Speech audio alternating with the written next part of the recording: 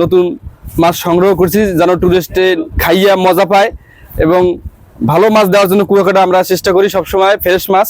এই শুটকির ব্যবসার জন্য আমরা এবছর অনেক টুরিস্টের উপরে আশাবাদী, দেখি আল্লাহ কি করে আর কি।